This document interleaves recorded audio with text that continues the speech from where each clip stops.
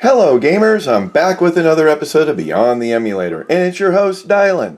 In today's episode we're diving into how I step into my Trimui Smart Pro with GammaOS Android-based firmware. I'm going to walk you through everything from the files you need to download to getting your SD card prepped all the way to that first boot where we install Gammas together. We're going to go through the basic setup. There actually is going to be some ROMs and emulators already built in. And then we're going to actually jump into maybe some actual gameplay as well. So sit back, grab your device, and follow along. You might find a tweak or two that helps you get smoother gameplay, better performance, or just an overall nicer experience as we go beyond the emulator. And hey, if you enjoy these handheld videos, please drop a like and maybe consider subscribing to the channel. I really appreciate the support. Thank you and enjoy. All right, let's jump in. So what we've got here is I've got two Trimui Smart Pros. The top one actually has GammaOS in it already, and unfortunately I've corrupted some of the files. I was running a different front-end launcher instead of the standard one, so right now I'm actually going to create a new GammaOS as well, and then take these ROMs that are on this and basically just reformat the card a new way. So what I've got here is we're going to install GammaOS Core. It's a beta version for the A133 processor. The device down below, what I've got is I've got a Samsung 128 A2 U3 SD card, micro SD card. We're going to take this GammaOS device out of here. We're going to bring this guy here. And what we're going to need to do is we need to put some files onto the SD card. So I'm going to actually show you on the computer what files you are going to need. So let me transfer over to the computer. So here on my computer, what I've got is actually, I did this test last night, did two installations actually. There's two that I'm going to show you that I offer, and one for a 64 gigabyte SD card, micro SD card. If you use something bigger and use that download and format it that way, it's only going to limit it to the 64 gigs, even if the card is 128. So I did two tests last night. I did the 64 and realized that it actually restricted my SD card to the full 128. And then I went ahead and did the second type of install and actually was able to get it with my full SD card with over 100 gigs of space to be able to add my ROMs and any other things that are included. So as you can see on my computer here, what we've got is this is actually my SD card that I have inserted into the thing. So it's a 128 card. What we're going to do is we're going to go down here to the website, which is here. I'm going to actually include the link on my down below my description, but it's the GammaOS Core Beta 3 All-Winner A133P. We're going to scroll down. It's going to give you the details. It's actually got the built-in RetroArch, the Yashu launcher, and a few other options down here. So what we're going to do is it shows here the install guide, two options, static images, that'll limit it to a 64 gigabyte card, or Windows. What it's wanting to do is you're going to scroll down here. Easily we're going to do this installation together. You need to make sure it's an A2 card. So down here is where the assets are. This is the important information of what files you need. So to do this, if you had a 64 gigabyte card, what you would use is use this static GammaOS Core here, and basically you would use Rufus, and you would mount it onto Rufus, and then you'd insert your card and you'd format it that way. We're not going to do that example today. What we're going to do is we're going to go ahead and do the GammaOS Beta 3 here. There's actually two files. There's the 001 and the 002. We're going to go ahead and download both of those files. That's what you're going to need to do. As you can see, one is about 1.8, one is about 1.37 gigs. So they take a little bit of time to download. Just give you some time and some patience. Also, what we're going to do is download the Phoenix card. This is actually what is being used when we scroll back up here to mount the image onto the SD card for running into the TSP. And I'll run through this with you. We're going to actually put my SD card, which is already inserted, and we're going to reformat this running this program. So, to save some time on the video, the important thing is I will include some pictures of the files that you need to include. Here, again, it's the 001, 002. So what we're going to do is I'm going to minimize the screen. And what I've done is I've actually have Phoenix card. I also have the GammaOS. This is actually the 001 and the 002. Now what I did was I unzipped the 001 file, which then produces this image file. This is the type of image extractor, so that's why there's a cow on the front. So what we're going to do is we're going to take this Phoenix card folder, which has been downloaded, and it might be unzipped or zipped, I can't remember, and we're going to go ahead and open it. It's going to show about 57 files in there. So what you're going to do is you're going to sort by type, because what we're going to look for is an application. We're looking for phoenixcard.exe, so we're going to go ahead and just click on that. It's going to open up the program exactly like what's on the website, as you can see. Phoenix card. So again, what we're going to do is we're going to take, what's important here is that when you look at this, they want it to be startup, so that's important, and your image. So we need to make sure that we click on start before we click on burn. So we're going to go ahead and click startup. It's actually showing our card here. If we go back to my PC, my volume is actually the E file, E drive, just so that everybody's on the same page. Here's the capacity of the card, 128. So we're going to go ahead and click on image. We're going to go ahead and hit desktop. Here's my file, the GammaOS. Going to go ahead and open that. It's going to drop that up here. We've got that to start up. We're going to go ahead and do a burn. It's going to run in the status bar here while it's loading to put it onto the SD card.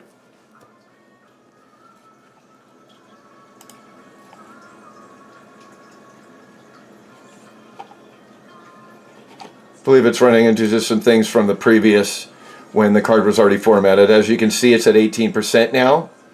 When it's reached at 18%, there is a bit of a lag, and it could be a few minutes. It could be 5 minutes or 10 minutes. So during your time of watching this bar go while we're doing this process and actually seeing it in live video, what I've got here is I've got my Trimui Smart Pro while we're watching the bar go by. Brick, actually. And if I were to push select and start, I should be able to get my screen back in a second. Here we go. So we've got a brick running with NextUI, and I've got a media player and a music player running on it.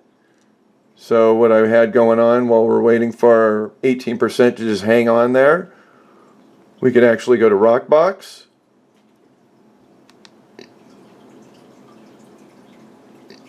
We can go to Files. Still at 18%. Gonna look for some music for the Rockbox.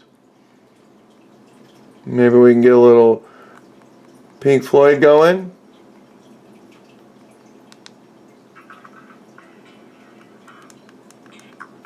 So that's using Rockbox, using NextUI firmware. There we go. Perfect. Right when the music started, we got our file done. So the disk has been completed. As you'll see down below, this message here, 100%. We're going to go ahead and close that out. We're going to go ahead and take the SD card out, which is here. We're going to go ahead and reinsert it back into the device. And then we're going to move the camera down to that. So let's put it on pause before we actually boot it up. Move the camera back over here.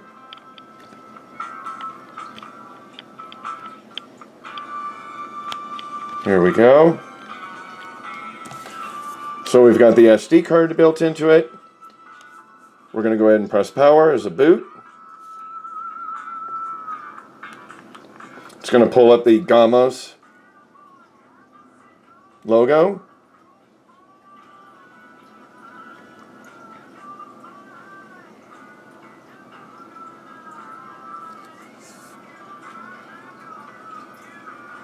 What it's doing is it's loading its files. So pretty simple install. It's basically just having to get those files downloaded. That actually went a lot quicker this time than last night after the 18%. I was actually seeing about 5-minute delay. So please be patient. Don't feel like it's broken. Let it run it through its file.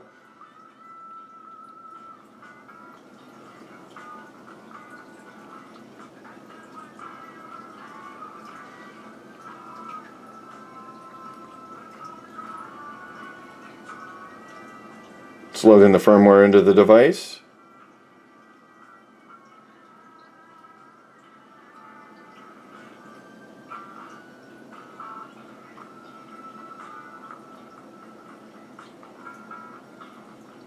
Welcome to GammaOS. So we're going to go ahead and press A to start. It's going to go ahead and ask for our language.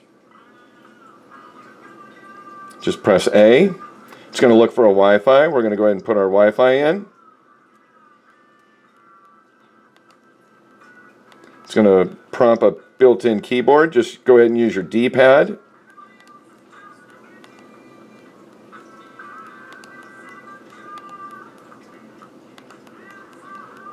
And what it's going to do is after that it's going to connect to the internet.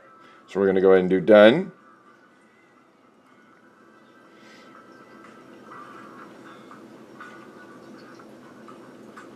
And I believe it's downloading files shortly.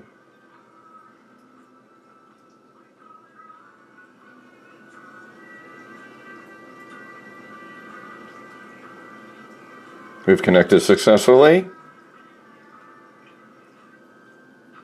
Now it's going to configure the GammaOS core. So now it's going to run through and install all the emulators onto the device. So this could take a few minutes. It's going to add all the emulators for the Flycast, PPSSPP.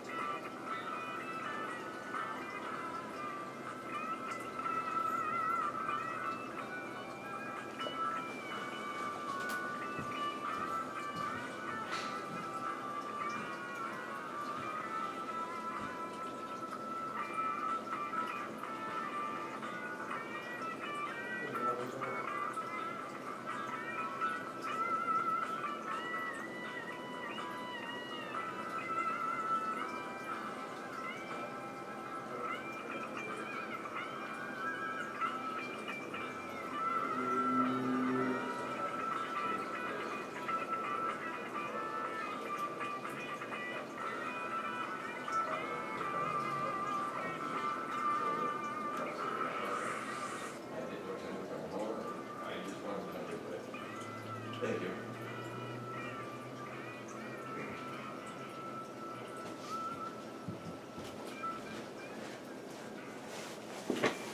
So also including it's going to be downloading RetroArch, as you can see there, the full version. So on the Android, you should be able to download any other Android type APK files onto this. There is limitations because of its RAM. I have tried PS2 emulators, I've tried Dolphin emulators. Those seem to struggle pretty well, but any of the emulators that are built into here, like the PPSSPP, if you have a newer version, you could actually upgrade it to that version.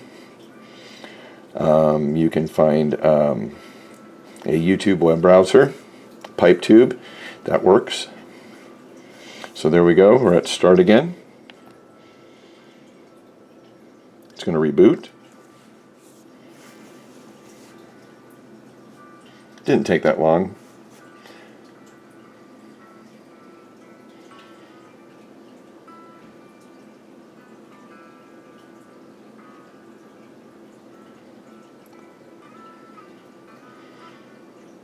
But there's a lot of flexibility playing with the Android system, with what my previous experience with it. my card that I was using on the original device, I did a lot of adjustments, so this is actually going to be a fresh install, and I'll go ahead and include some games later to it. But again, it gives you a good example of getting it set up on the device, and then you taking it your direction as well. So it should be opening up to a front-load launcher, the Yashu, and then I'll show the applications that it includes as well.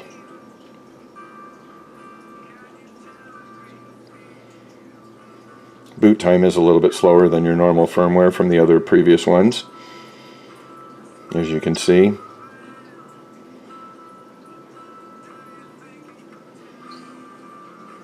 There's the launcher.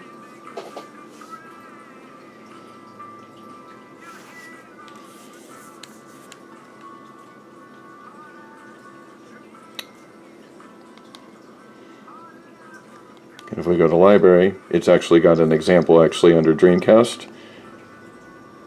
It's got a couple games already that are included in the system. So if we wanted to go to the Dreamcast Hyperplay, we could go down here to play, or Hyper Final Fight.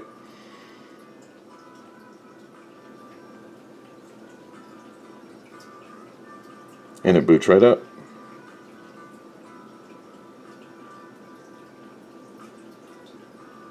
So due to the age of this particular firmware, some of your emulators might be outdated. You might want to look into that.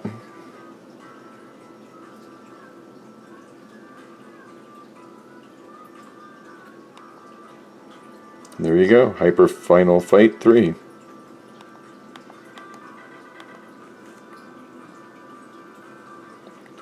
Within seconds, we're already into a game.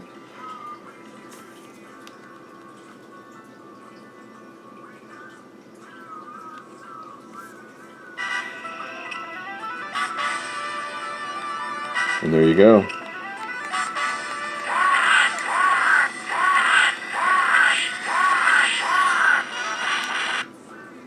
Go ahead and pause it, get out of there, and actually include some sample games. So we'll go ahead and back out of this. Go down to their library. There's a Game Gear game, Game Boy Advance, and they've already got built-in screen art. So, to get to some of these, if we go over to the R and L, you'll see these are the apps that are actually already built in. You can include any of them that you need, but these will open up those particular emulators. But one other feature that I'm going to show you is when you plug in, I've got my cord to the device.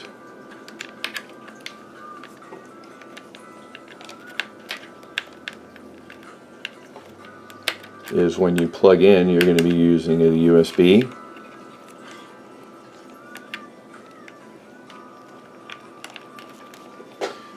So what we've got here is we've got it charging with the red light, as you can see.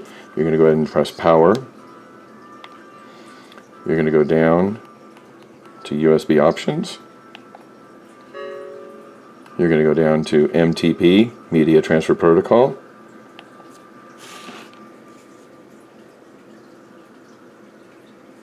Now, if I go over to my computer,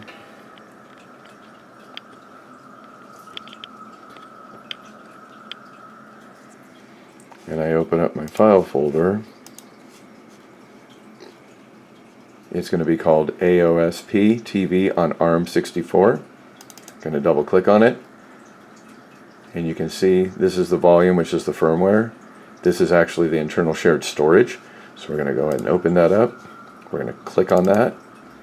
You're going to see here, this is where you're going to actually place your ROMs. So you're going to add all your ROMs into this folder,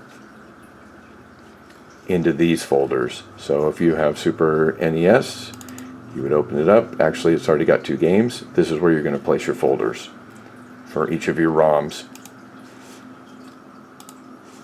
So that just kind of gives you that example. So we go back down here to the device.